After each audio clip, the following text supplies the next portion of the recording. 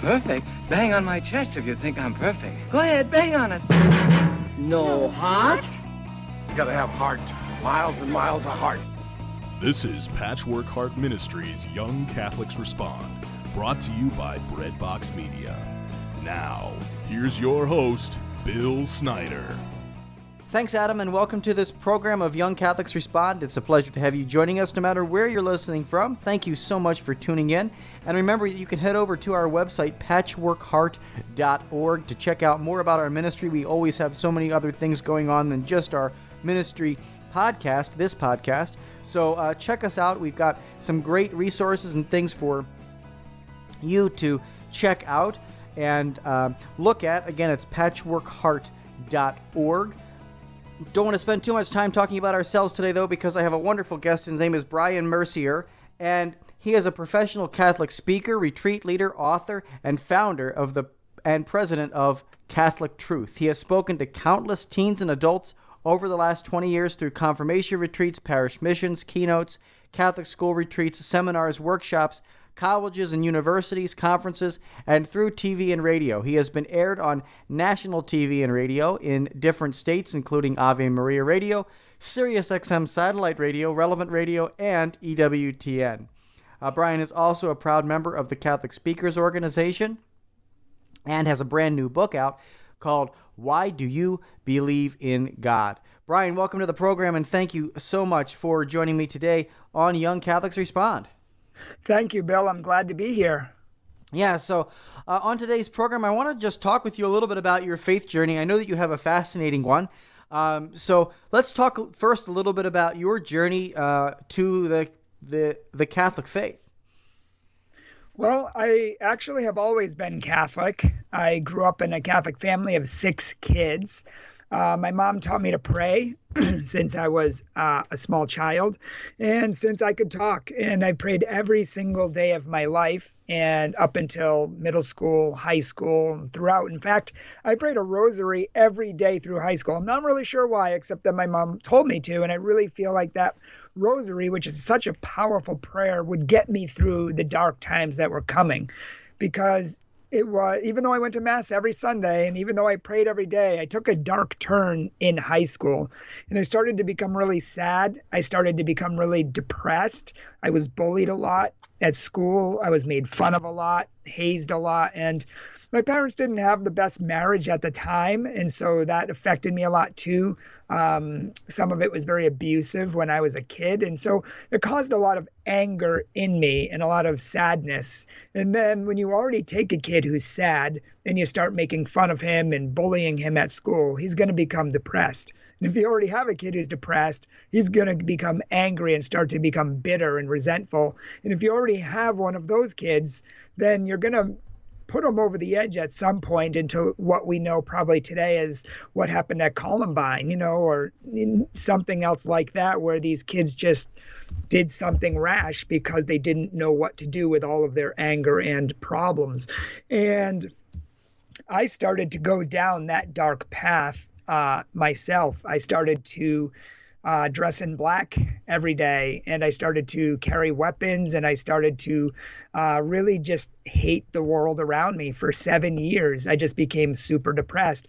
And even though I had my friends and my family, and a lot of times I acted happy on the outside, I acted free on the outside, I acted like I had it all together on the outside. Inside, I was dying day by day. And it started taking a dark turn in my mind. And I started writing poetry to get out my thoughts. And my poems, I had 2 types of poems that were just depressing and how I'm never going to find love and nobody likes me and I'm a loser. And then other poems were like, I hate everyone around me, I want to hurt them, I want to do rash things. Things that I would probably be arrested for today. But my friends were actually getting concerned about me too, because they would read my poems and they would say, one of my friends wanted to send me to a counselor. That's how bad it got. And in fact, my other friends stopped sometimes hanging out with me because I was so depressed. I was just someone who didn't know what to do with all the feelings and problems and sufferings and confusion and anger. So I just kept stuffing it down and down and down every single day for 7 years. And I didn't even look in the mirror for 7 years because I hated what I saw. I literally thought I was the ugliest person on planet Earth.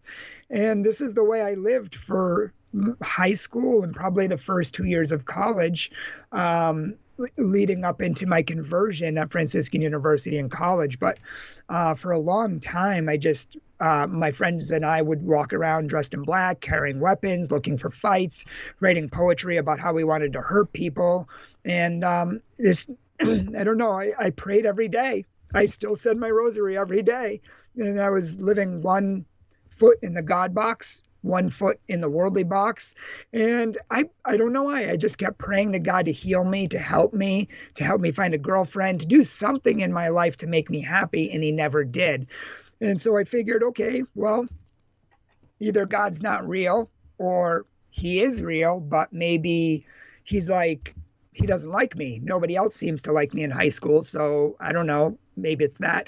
Or the third option is maybe he's an old guy with a big beard, billions of light years away, and my prayers are being sent up to him and it's taking forever to get there. And maybe they got to be sent back down again. But whatever it was, I struggled in my belief with God, but I never gave up my faith. And I think that's key because many people, when they don't get their prayers answered right away, the way they want it at the right time, in other words, their own time frame, they give up on God. They stop praying. They walk away from the church.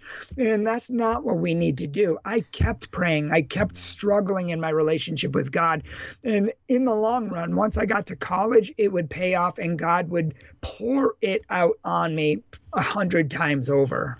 Yeah, how beautiful is that story that you never gave up hope. I think one of the biggest things, because I think there's so many young people out there today who might be listening to this podcast or giving it to, on the radio or whatever. And, here they are struggling with some of these really difficult things. But I find it fascinating that you never stopped praying and never gave up the rosary. I mean, how incredible is that? And, do you have a strong devotion to the Blessed Mother because of, that and what she did for you in maybe protecting you from going completely off the rails and hurting somebody? I definitely have always had a strong devotion to the rosary, and I've done the consecration to Mary several times. But I also thank my own mom too, who prayed for me thousands and thousands of tear-filled prayers. She sacrificed for me. She suffered for me. For years, she had to put up with me, but she kept praying. She kept praying. She kept trying to evangelize me. Not always the right way, which pushed me away sometimes, but, the best way she knew how, she would pray for me and sacrifice for me and cry for me. And I really believe that the two prayers of both of my mothers, my mom and Mary, really helped to keep me on the straight and narrow path and not do something rash. I mean, recently, a couple of years ago, I was still teaching a little bit. I was a substitute teacher on the side. And I did that for years so I could stay up relevant with the youth, see what they were into, have conversations with them. And I had to take them to an assembly once. And it was about the 10 warning signs that you want to look out for if somebody's going to shoot up a school or bring a bomb or do something really rash. And going through all those signs, I realized that I fit 9 out of 10 of them when I was in high school. Now, that was a scary reality for me. And I think the only reason I didn't do anything rash was because my parents brought me up with morality. I still had consequences. I knew I would go to jail and I knew I would go to hell and my dad would kill me, and none of that seemed good. So it actually kept me on that straight and narrow, plus with all the prayers that my parents were giving me. Yeah, that's just incredible. And I think something that is so needed your witness is so needed in this world today because of all these, tragedies happening, and clearly, God just rescuing you right from that. And I want to understand how he did that. So tell us about the conversion in at Franciscan at college. Well, running out of ideas, my mom really had no idea what to do with me. I was her out of control child, I guess. Although there's many kids who are much, much worse than me. I wasn't that bad, but she didn't know what to do with me. So she decided to send me out to a Catholic college to get some more Jesus in me. And we had gone to a talk by Peter Kraft, and he had recommended Franciscan University along with 2 other schools. So I went to check it out. I didn't hate it. I said I would give it a try for a semester, and then if I hated it, I would leave. But in reality, the first moments I got there, I ended up loving it, because even though I really did not want to go there to a Catholic college, I loved it because everybody was so nice. It was the polar opposite of high school. As soon as I got there, people would hug me. They would kiss me. They would just take my luggage. They were just welcoming me. They were just nicer than I've ever seen on this planet. I'm from Massachusetts, which was voted one of the snobbiest states in the 50 states of America. And I didn't need a poll to tell me that. I grew up there. But when I went out to the Midwest in Ohio, it was so nice, kind, loving. And it created this environment where I could start to be myself. Even though I swore like a truck driver, nobody judged me. Nobody asked for my past. Nobody asked, what I did wrong. Nobody cared. They just loved me and accepted me. And that was a breath of fresh air. So it allowed me to continue to pray more, to go deeper with God more. We said rosaries together as a campus and, with my friends. People went to church every day. I mean, it was peer pressure in reverse. If you didn't go to church every day, what are you doing with your life? So I started going to church every day. I started going to confession more often. And I really started to give myself more to God. And the more I did that, the more light, the more peace, the more God had a hold of my life, and the less the darkness had a hold on my life. And this led to some severely powerful healings and transformations in my life. I had, I had what I would call a St. Paul conversion, where he was knocked off his horse and blinded by the light. And I had something very powerful like that as well. And it happened when we were at school, and I was in the 5th pew from the front. We were at Mass, and the song Glory to God in the Highest came on.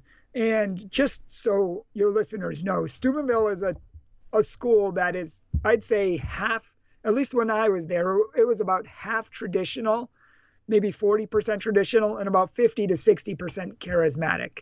And I had never even heard of charismatic before I got there. And when I got there, I thought it was the silliest thing in the world. I mean, people speaking in these weird languages and putting their hands up in the air as if they're at some sort of a concert or something. And I would stare at them and try to make them feel uncomfortable. And I would judge them and tell them how fake and phony they were, because apparently I had a God-given gift of reading people's hearts or something, right?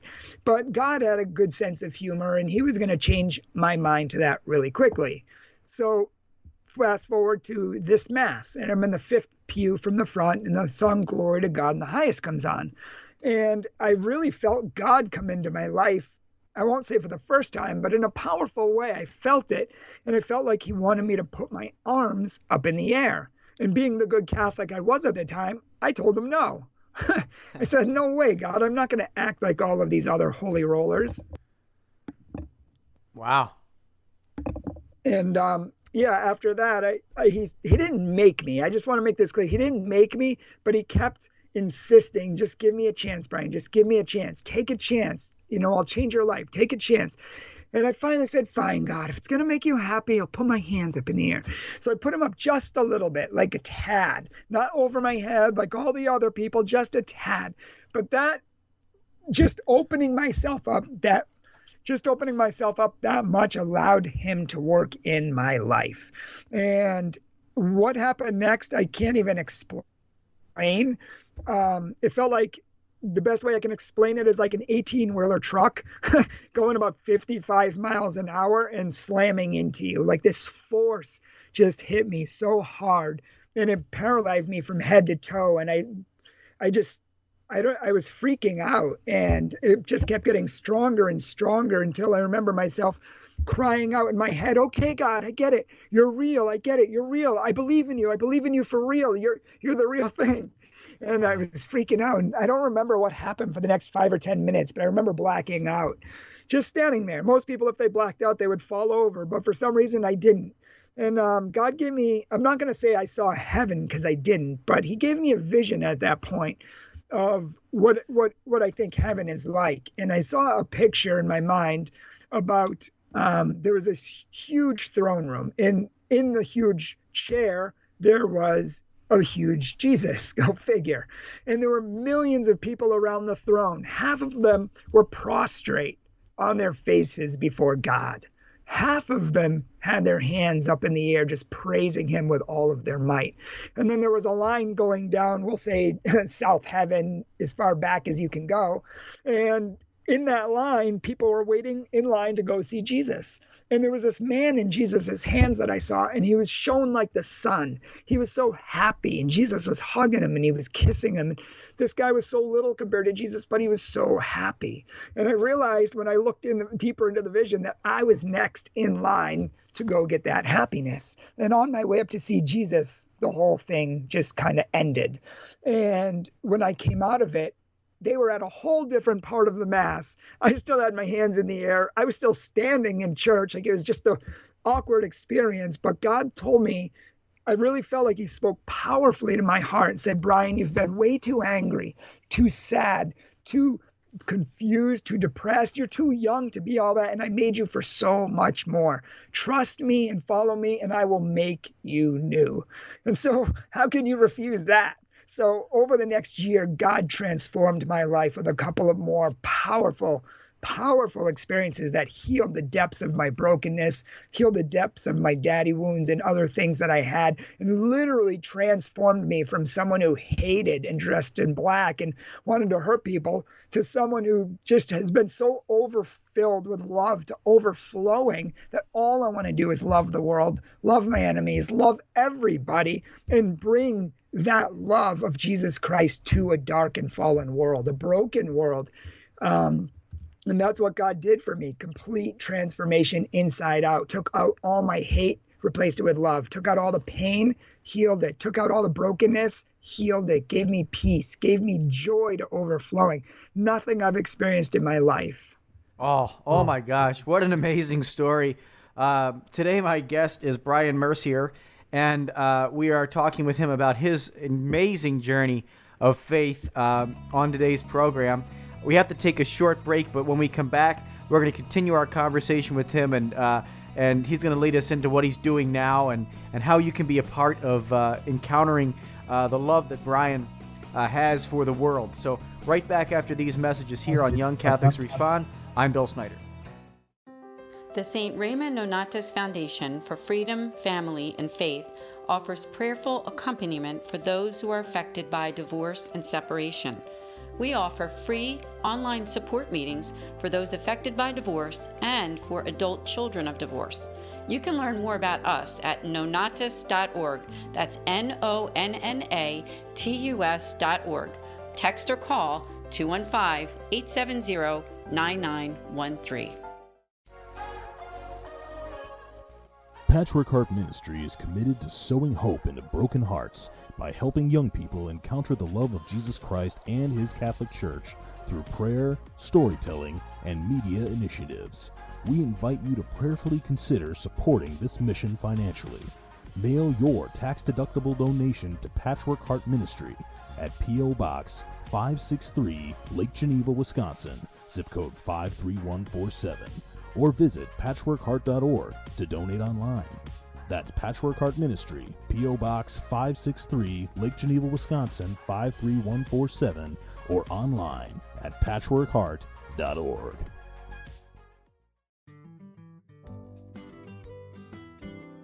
Judy Hare was a bankrupt, homeless, drug-addicted college dropout on the brink of divorce, but is now a seminary graduate and devoted wife and mother of 4 children.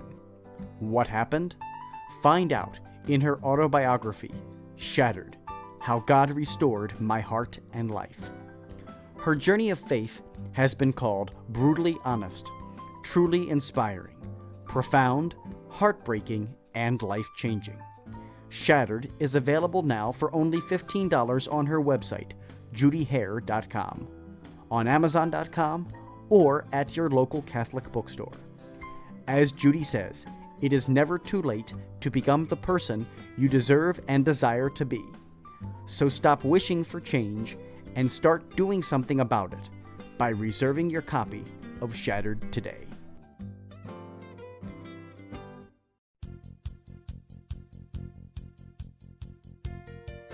At times it seems like the world today is filled with so much division, bigotry, and hatred. So it's up to us to make sure that we get back to the basics, and that is Jesus Christ and his message of faith, hope, and love. Faith, Hope, Love with John and Morgan Bender is a new project that seeks to do just that by engaging and inspiring Catholics within the Archdiocese of Milwaukee and beyond. Read personal faith stories, interviews, and news all by visiting the Faith, Hope, and Love blog.blogspot.com or follow us on Twitter at Johnny Bender MKE.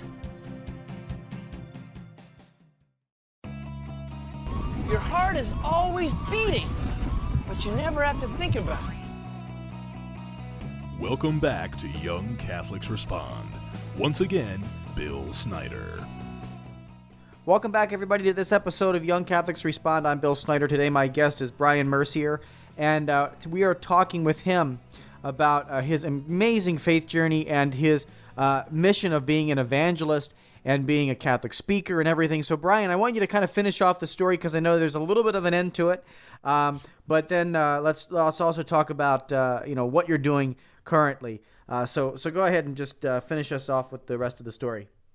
Sure. The rest of the story is simple. I walked into a field and I looked up at the 150-foot steel cross that's at this college. And with tears in my eyes, I just told God, I want to help people the way you helped me. I want to heal people the way you've healed me. And I want to help to transform the lives of other people the way you transformed my life. And I really believe that God has helped me to do that. Because after my narcissistic life, I looked into the world and I saw that there's a whole world of hurting people, broken people, angry people who have lost their faith because they don't think God is answering their prayers. And I say, God, send me. Like in the Bible, send me. Lord, I just want to speak to as many people and help as many people as humanly possible and help them to know how awesome and wonderful you are and how beautiful the Catholic faith is and how it can transform their lives. And so he has allowed me to do that, and I think that's where I received my call for ministry. And I'll just say real briefly that if there's anybody out there struggling with faith, you don't think that God's listening to you, you don't think he's answering your prayers, that's a lie from the devil. I can tell you that because God is there. Even right now, I've been praying to God for certain things, and I've had deaf silence on the other side of the line, so to speak. I know I've been struggling and God's put me through a trial time where I don't feel him right now and he doesn't seem to be answering my prayers right now. But you know what? I also know from experience that he will when he's ready. And it is always worth the wait. The best thing you could pray right now is, God, help me to learn the lessons that you're trying to teach me in these dark times. And God, help me to see the things that I can't see and to keep my faith in you. God always comes through, even if it's not in our timeline. Do not give up your faith. He's madly in love with you. With that being said, Bill, this is why I started my ministry. I started an organization called Catholic Truth because I want to talk about the truth of God, the truth of his love, the truth of his mercy, the truth of how powerful and how much he can change our lives if we follow him. See, that's the key. A lot of people follow God on their own terms. They only give about as much as I gave in high school, which is nothing. I mean, most teens that I work with say they don't even pray, or if they do pray, it's a couple minutes before bed. Can you imagine talking to your spouse for 2 minutes a day? What kind of a relationship would you have? Would it really transform your marriage? No. If we really want to know God at a deeper level, we need to actually put in the work. We got to have a really deep prayer life, an intimate prayer life. We have to really try to seek God and his will. And when we do, and when we really seek him with all of our heart and strive after him and not just give him, what's left over, that's when we'll start to see things change for the better. So I really want to help people at Catholic Truth to find God on a deep level. I want to find them to help satisfaction in their own life, in their prayer life. That's why I'm writing like 4 or 5 different books right now, and one of them is how to pray. Nobody teaches us how to pray. Nobody teaches us how to connect with God, how to know him on a deep and personal level, how to make prayer work in your life, how to listen to God, how do you overcome distractions and get over these tough obstacles. These are the things we deal with at Catholic Truth. And we, for this reason, we also have a YouTube, which is also Catholic Truth. And we talk about a whole plethora of different topics. I have a prayer series on there. I have one on spiritual warfare, what to do and how to keep praying during your times of dryness. When God doesn't seem to be listening to you, how do you get through to that, to the other side? 5 reasons why God doesn't answer prayers and how he can, and different things like that. So we have a plethora of different videos and a wealth of information. But in addition to that, I also looked around and realized that Catholics, they don't know their faith that well, and they don't live their faith that well. Most Catholics would be called cafeteria Catholics. In other words, they go to church on Sundays, but that's about it. And I want to help them to get the most out of it and to be happy and to find life through it. So I went to Steubenville, and at Steubenville, I was attacked by Jehovah's Witnesses and Protestants who were telling me that the Catholic Church is wrong, and they were telling me that the Catholic Church is evil, and they were giving me all of these arguments, and I couldn't defend my own Catholic faith. Like most Catholics, I couldn't explain it to save my soul, and so I had to learn that over 6 months, a year, 15 years, 20 years, 25. I mean, I studied the Catholic faith for years, and now I try to break it down in a way so Catholics can learn their faith, that it can be exciting, that it won't be boring, and it will make sense. It's like a puzzle. I see the Catholic faith like a puzzle. You dump out the box and there's pieces everywhere, and it doesn't make much sense. But the more you get your questions answered, and the more you start connecting the pieces, the more you start to see a picture form. And once you start to see a picture form, then it starts to make sense. And once you see the whole picture, you have this light bulb moment in your faith where you're like, oh my gosh, it makes sense. It makes sense. And that's when you really want to live out your faith. And it becomes interesting. It becomes exciting. It becomes tantalizing in a sense. Like you just can't get enough of it, and you want more and more and more. And that's where I'm at. And that's what I'm trying to do at Catholic Truth. I want to help Catholics to know their faith, to love their faith, and to live their faith with purpose and passion every single day, not just to go through the motions. I want it to transform their lives.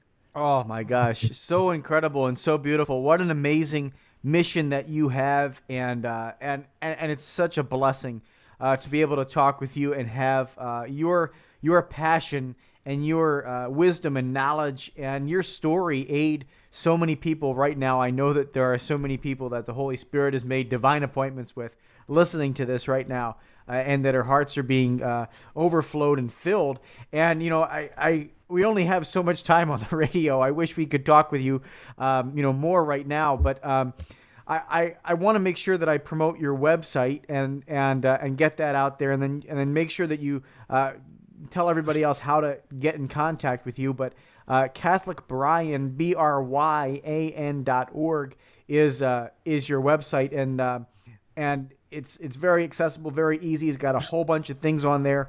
But go ahead and just make sure you let them know how else to get in contact with you as well. Sure. We'll be having our Catholic Truth website up in about a week, and it will be thecatholictruth.org. But people can just look up Catholic Bryan. That's my hashtag. It'll take you to all my social media. It'll take you to my YouTube. It'll take you to my website, my LinkedIn, and anywhere else you would like to find me. We offer retreats of all kinds, confirmation retreats, Catholic school retreats, parish missions, anything you want to inspire your parish, your teens, your youth, or anything else. You can go to CatholicBryan.org. Awesome. Bryan, thank you so much for being here with me today. I just am filled with passion and joy for just getting a chance to talk with you and be able to share our Catholic faith in such a joy-filled way. So thank you so much for sharing your journey and being here today on Young Catholics Respond. Thank you, Bill, so much for having me. All right. Well, This has been an episode of Young Catholics Respond. Until next time, from all of us here at Patchwork Heart Ministry, I'm Bill Snyder. Keep beating to your Catholic heart. You've been listening to Young Catholics Respond, a radio initiative of Patchwork Heart Ministry. To learn more about our ministry and program, visit us at patchworkheart.org. Or to get exclusive access and early ministry updates, become our patron on Patreon by searching for Patchwork Heart Ministry.